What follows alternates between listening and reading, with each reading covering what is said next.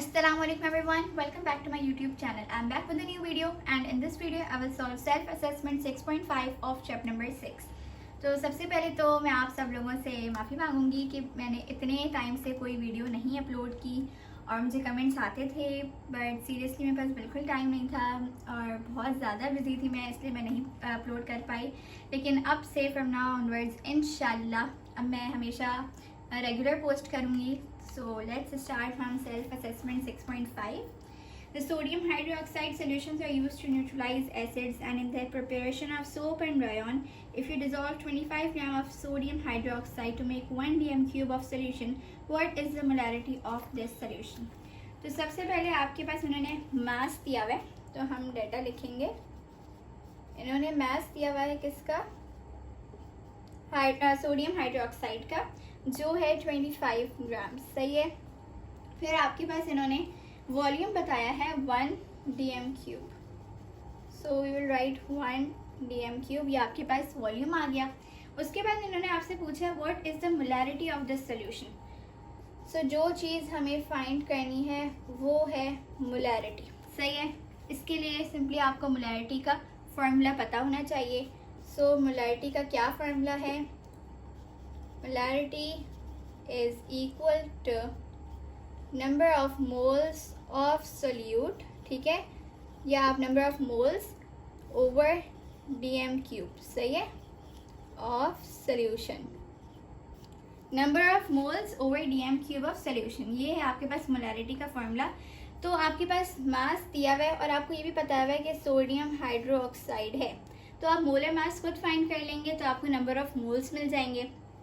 इसलिए हम सबसे पहले नंबर ऑफ मोल्स फाइंड करेंगे which is mass over molar mass. तो हमारे पास मास तो 25 ग्राम्स दिया हुआ है, लेकिन हमें मोलर मास नहीं पता, तो मोलर मास कैसे फाइंड करते हैं? 23 है सोडियम का, ऐड करेंगे 16 एंड हाइड्रोजन। सो आपके पास सोडियम हाइड्रोक्साइड का जो मोलर मास है वो है 40 ग्राम्स पर मोल्स। ये आ गया इसका मोलर मास। अब हम इसको डिवाइड करेंगे तो आपके पास जो नंबर ऑफ मोल्स आए हैं वो हैं 0.625 मोल्स। सही है। आपके पास ये आ गए number of moles.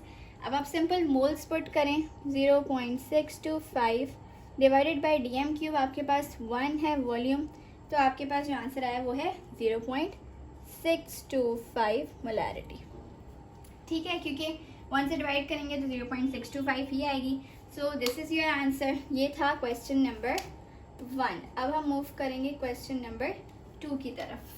Okay, so question number 2 में आपके पास दिया हुआ है a solution of sodium hydroxide has concentration of 1.2 molarity, calculate the mass of NaOH in grams per dm cube in this solution. अब आपके पास मास फाइंड करना है इसमें और आपके पास मोलैरिटी दी हुई है, ठीक है, विच इज़ 1.2 m, और आपको फाइंड करना है मास। और आपको ये भी पता है कि भाई NaOH है, तो इसका जो मोलर मास है वो क्या होगा? अभी हमने फर्स्ट क्वेश्चन में फाइंड किया तो 40। सही है जी।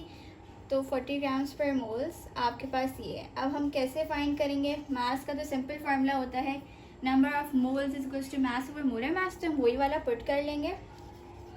Number of moles is equals to mass over molar mass, तो हम यही वाला पुट करके मास निकाल लेंगे, ये आपस में मल्टीप्लाई हो जाएंगे।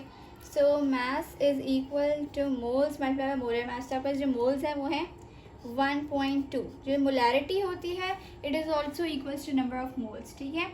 अब हमने मल्टीप्लाई कराया मोलर मास से, तो मोलर मास आपके पास 40 है।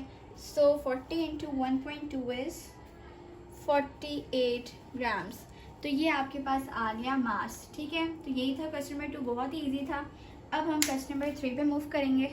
ओके, सो क्वेश्चन नंबर 3 में आपके पास रिटन है A solution is prepared by dissolving 10 gram of hemoglobin in enough water to make up 1 dm cube in volume. Calculate molarity of this solution. And molar mass is also given of hemoglobin. तो आपको molarity find करनी है। So simple molarity का formula हम use करेंगे। Molarity is equals to number of moles over dm cube. लेकिन यहाँ पे आपके पास दिया हुआ है mass of hemoglobin, तो mass आपके पास दिया हुआ है 10 ग्राम। सही है।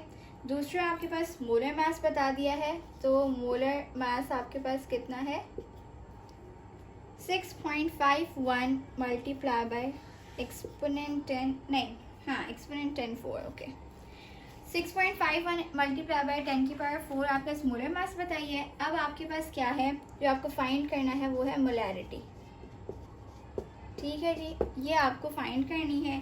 सिंपल आपको मोलैरिटी का फॉर्मूला पता है, तो हम molarity equals two moles over DM cube of solution करेंगे। ठीक है, मोल्स हमें फाइंड करना है, लेकिन मोल्स के लिए हमें मास और मोलर मास का पता होता है। So number of moles equals to mass over molar mass, तो हमने 10 को डिवाइड करवाना है।